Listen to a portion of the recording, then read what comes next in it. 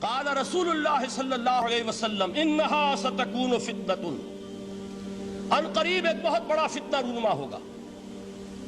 حضور نے خبر دی فتنے کی۔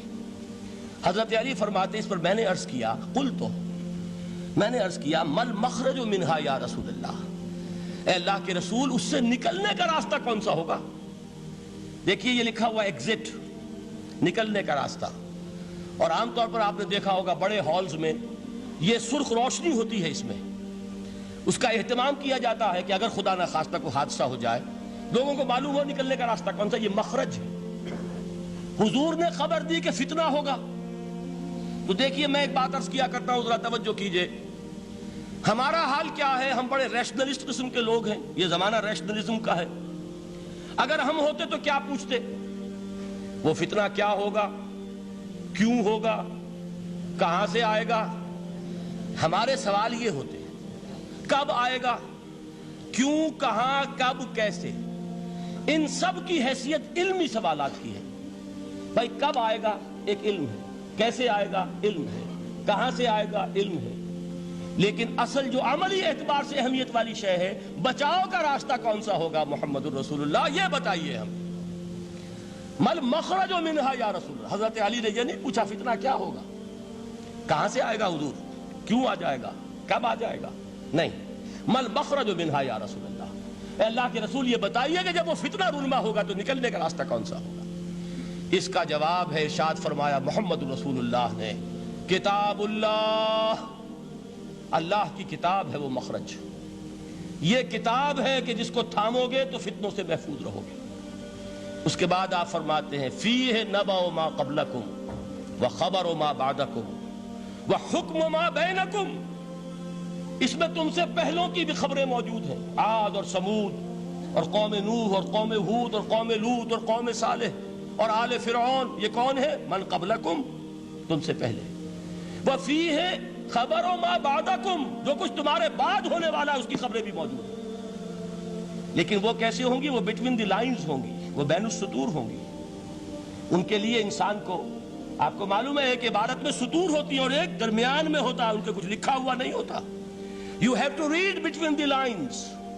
قرآن میں بعد میں آنے والے حالات بھی درج ہیں، لیکن اس طرح نہیں جیسے کہ پچھلے حالات درج ہیں۔ اس کے لیے ذرا ان ڈیپتھ پونڈرنگ اوور، غور و فکر اور تدبر کی ضرورت ہوگی۔ وَحُکْمُ مَا بَيْنَكُمْ، اور جتنے اختلافات تمہارے اندر پیدا ہوں گے تا قیام قیامت، ان سب کا فیصلہ بھی اس کتاب میں موجود ہے۔ وَهُوَ حَبْلُ اللَّهِ الْمَتِينُ وَهُوَ الذِّكْرُ الْحَكِيمُ، یہی تو ہے وَهُوَ الصِّرَاطُ الْمُسْتَقِيمُ، سیدھا راستہ، اور کون سا؟ یہی قرآن تو ہے۔ ہر رکعت میں کہتے ہو اهْدِنَا الصِّرَاطَ الْمُسْتَقِيمُ، اور قرآن دیا ہوا ہے اس پر غور نہیں کرتے۔ عجیب تماشا ہے ہمارا، نماز کی ہر رکعت میں اهْدِنَا الصِّرَاطَ الْمُسْتَقِيمُ، اور حضور فرمایا وَهُوَ الصِّرَاطُ الْمُسْتَقِيمُ، صراط مستقیم یہ قرآن ہی تو ہے۔ الذکر الحکیم یہ قرآن ہی تو ہے۔ وَهُوَ حَبْلُ اللَّهِ الْمَتِينُ، اور یہی ہے اللہ کی مضبوط رسی۔ آپ نے قاری صاحب سے وہ آیات سنی سورہ آل عمران کی، وَاعْتَصِمُوا بِحَبْلِ اللَّهِ جَمِيعًا وَلَا تَفَرَّقُوا، اللہ کی رسی کو مضبوطی سے مل جل کر تھامو اور تفرقے میں مبتلا نہ ہو۔ تفرقہ ہوگا تو کیا ہوگا؟ تمہاری ہوا اکھڑ جائے گی۔ آج آپ کو معلوم ہے دول عرب اگر یہ یکجا ہو جائیں، ایک دن کے لیے اسرائیل قائم نہیں رہ سکتا، امریکہ نہیں، امریکہ کا باپ اسے قائم نہیں رکھ سکتا۔ اگر امت عرب ہی جمع ہو جائے، عالم اسلام تو بڑی شے ہے، جو وسائل ان کے پاس ہیں، جو اللہ تعالیٰ نے ان کو نعمتیں عطا فرمائی ہیں، لیکن افتراق، انتشار، اختلاف، جتھے بندی، گروہ بندی، دھڑے بندی، اس نے اسرائیل کا خنجر ان کے سینے میں پیوست کیا ہوا ہے۔ اس لیے کہ فَتَذْهَبَ رِيحُكُمْ، اگر تم اختلاف کرو گے تو تمہاری ہوا اکھڑ جائے گی، آج وہ ہوا اکھڑ چکی ہے۔ تو فرمایا وَاعْتَصِمُوا بِحَبْلِ اللَّهِ جَمِيعًا وَلَا تَفَرَّقُوا، اللہ کی رسی کو مضبوطی کے ساتھ مل جل کر تھامو اور تفرقے میں مت پڑو۔ حضور فرما رہے ہیں وہ اللہ کی رسی کون سی؟ ہوا حبل اللہ المتین، یہی قرآن ہے اللہ کی مضبوط رسی۔ علامہ اقبال نے کیا خوب کہا ہے، علامہ اقبال نے قرآن اور حدیث کے حقائق کو جس طریقے سے اشعار کا جامع پہنایا ہے، وہ تو خود کہتے ہیں گوہر دریائے قرآن سفتام، میں نے قرآن مجید کے دریا سے موتی نکال کر اپنے اشعار کے اندر میں نے چن دیے ہیں، میرا کام اور کچھ نہیں ہے۔ موتی کوئی بھی غواص پیدا نہیں کرتا، دریا کی گہرائی سے نکال لاتا ہے۔ یہ میری حکمت نہیں ہے جو میرے اشعار میں ہے، یہ میں نے قرآن مجید کے دریا میں غوطہ زنی کر کے اس سے یہ موتی نکالے، گوہر دریائے قرآن سفتام۔ اب دیکھیے اسی حدیث کے اس ٹکڑے کو کیسے شعر میں لائے ہیں۔ از یک آئینی مسلمان زندہ است، پے کرے ملت سے قرآن زندہ ہست۔ مسلمان کی زندگی تو ایک آئین کے بدولت ہے، یہ آئین قرآن، جو کہا تھا کبھی قائد اعظم مرحوم نے جب پوچھا گیا تھا کہ آپ کے پاکستان کا دستور کیا ہوگا، کیا فرمایا تھا یاد کیجئے کہ ہمیں کسی نئے دستور کی ضرورت نہیں، ہمارا دستور 1400 برس پہلے طے ہو چکا ہے۔ یہ ہماری بدقسمتی ہے جو کچھ کہا تھا قائد اعظم نے کہ God has given us a golden opportunity to prove our worth as architects of a new state, and let it not be said that we didn't prove equal to the task۔ میں معذرت کے ساتھ عرض کروں گا حضرت کہ واقعہ یہ ہے کہ ہم اس کے equal to the task ثابت نہیں ہوئے۔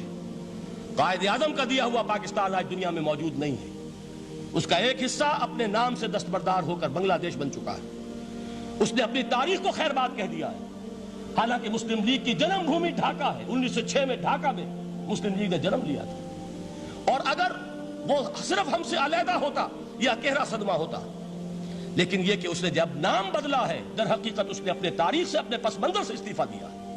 یہ ہمارا دوہرا ہمارے لیے صدمے کی بات ہے۔ کیا 2 یمن موجود نہیں ہے؟ ان میں سے کوئی ایک بھی اپنا نام چھوڑنے کو تیار ہوگا؟ کیا 2 جرمنی دنیا میں موجود نہیں ہے؟ کوئی ایک بھی ان میں سے اپنا نام چھوڑے گا؟ کیا 2 کوریا نہیں ہے؟ 2 ویتنام نہیں ہے؟ تو کیا 2 پاکستان نہیں ہو سکتے تھے؟ ہو سکتے تھے۔ میں یہ کہا کرتا ہوں کہ یہ گہرا صدمہ ہے علیحدگی، اور دوہرا صدمہ ہے، اور اس سے کہیں زیادہ بڑا کہ انہوں نے اپنا نام بدل دیا، اپنی آئیڈینٹی چینج کر دی، انہوں نے وہ نام اپنے ماتھے سے اتار کر خلیج بنگال کے اندر دبو دیا۔ یہ بہت بڑی سزا ہے جو ہمیں ملی ہے۔ کیوں ملی ہے؟ کہ ہم نے 25 برس تک اس قائد جس کو کہا تھا کہ وہ ہمارا آئین ہے، اس کو آئین نہیں بنایا۔ ہم نے دنیا کے سامنے جھولیاں پساری، ہم نے طرح طرح کے نظاموں کو آزمایا، لیکن اس قرآن کی طرف پیش قدمی نہیں کی۔ اللہ تعالیٰ ڈھیل دیتا ہے لیکن سزا بھی بہت سخت ہوتی ہے۔ ان بطش ربک لشدید، وہ ہم پر کوڑا برسا ہے۔ تاریخ انسانی کی عظیم ترین شکستوں میں سے ایک شکست ہے کہ جو ہمارے ماتھے پر کلنک کے ٹیکے کی طرح موجود ہے۔ اللہ کرے کہ آئندہ یہ تاریخ اپنے آپ کو نہ دہرائے، لیکن میں عرض کر دیتا ہوں آپ سے، جو ہمارے لچھن ہیں، جو ہمارا طرز عمل ہے، جو ہمارے لیل و نہار ہیں، جو ہمارا انداز ہے، اللہ کے دین کا استہزاء اور تمسخر، جس طرح اللہ کے ساتھ مذاق ہم کر رہے ہیں، اس کا شاید اس سے بھی کہیں زیادہ برا نتیجہ نکلے۔ اللہ مجھے اور آپ کو اور ارض مقدس پاکستان کو اس انجام سے بچائے، لیکن اس کے لیے کام کرنا ہوگا۔ صرف کہنے سے بات نہیں بنے گی، کمر کسنی ہوگی، ہمت جو ہے پھر انسان کو اثر نو، ایک نئی تعمیر، ایک عزم، ایک ہاتھ میں قرآن اور ایک میں تلوار لے کر یہ امت پھر دوبارہ میدان میں آئے۔ بہرحال عرض یہ کرنا تھا، اقبال کہتا ہے از یک آئینی مسلمان زندہ است، پے کرے ملت سے قرآن زندہ ہست، ماں ہما خاک و دل آگاہ اوست، اعتصامش کن کہ حبل اللہ اوست۔ تامو اس کو مضبوطی کے ساتھ، حبل اللہ یہی قرآن ہے۔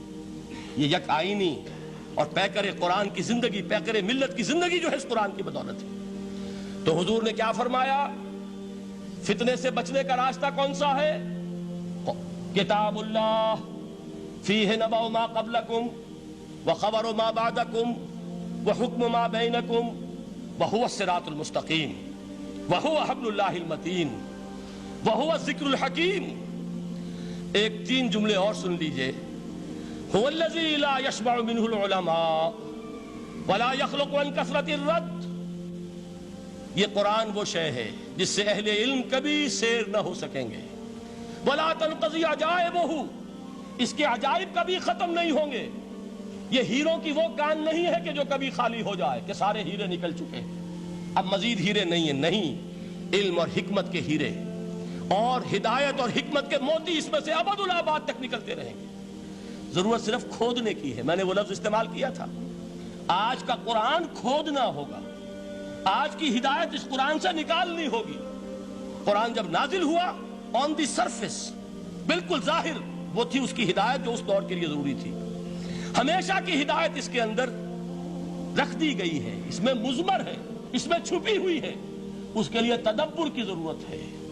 کتاب انزلناہ الیک مبارک لِيَدَّبَّرُوا آیَاتِهِ وَلِيَتَذَكَّرَ أُولُو الْأَلْبَابِ، لوگ تدبر کریں، اس کی گہرائیوں کے اندر غوطہ زنی کریں۔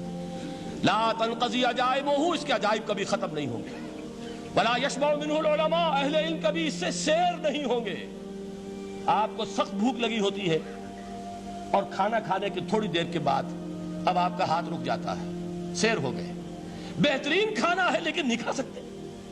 اگر عام حالات میں وہ آتا تو کبھی نہ چھوڑتے، لیکن اب وہ آپ کا میزبان کہہ رہا کچھ اور لیجئے، تناول فرمائیے ذرا یہ بھائی نہیں میں اب بھر چکا، یہ آپ کہتے ہیں کہ نہیں؟ حضور فرمایا یہ قرآن وہ شے نہیں ہے جس سے اہل علم کبھی سیر ہو سکے، ان کی پیاس بڑھتی چلی جائے گی، ان کے اندر quest of knowledge, search for wisdom بڑھتی چلی جائے گی۔ کبھی بھی انسان یہ محسوس نہیں کرے گا کہ مجھے جو لینا تھا میں لے چکا، بلکہ یہ کہ جیسے جیسے قدم آگے بڑھیں گے تہذیب کے، تمدن کے، علم کے، اتنے ہی قرآن جو ہے وہ آگے بڑھتا چلا جائے گا ہر دور کی رہنمائی کے لیے۔ لا تنقضی عجائبہ ولا یخلق عن کثرت الرد، بار بار کے پڑھنے سے اس پر بوسیدگی طاری نہیں ہوگی۔ دنیا کی اور کتابیں ہیں، ایک دفعہ پڑھ لیں گے، دو دفعہ پڑھ لیں گے، تین دفعہ پڑھ لیں گے، چار دفعہ پڑھ لیں گے، پھر جی نہیں چاہے گا۔ لیکن یہ کتاب وہ ہے، امام شافعی کا میں واقعہ آپ کو سناتا ہوں۔ وہ یہ کہتے ہیں کہ ایک مرتبہ میرے ذہن میں یہ سوال آ گیا کہ اجماع کے لیے بھی قرآن مجید میں کوئی سند ہے، دلیل ہے؟ سب مانتے ہیں کہ اجماع جو ہے سورس ہے قرآن کے اسلامی قانون کی، جس پر کہ امت کا اجماع ہو جائے۔ تو کہتے ہیں میں نے 300 مرتبہ قرآن پڑھا اول سے آخر تک، صرف اس دلیل کی تلاش میں۔ 300 مرتبہ مجھے نہیں ملی، 301ویں مرتبہ جب پڑھ رہا تھا مجھے روشنی مل گئی۔ وہ یبتغی غیر سبیل المومنین کے جو الفاظ آئے ہیں، نولہ ما تولی ونصلہ جہنم، جو کوئی شخص مسلمانوں کے راستے کو چھوڑ کر کوئی اور راستہ اختیار کرے گا ہم اسے اسی کے حوالے کر دیں گے اور جہنم میں پہنچا دیں گے۔ معلوم ہوا مسلمانوں کا جس پر اجماع ہو جائے اس کو بھی ایک سند حاصل ہے۔ یہ مسلمانوں کا مجمع علیہ ایک راستہ ہے، اس کو بھی ایک سند اور دلیل کی حیثیت حاصل ہے۔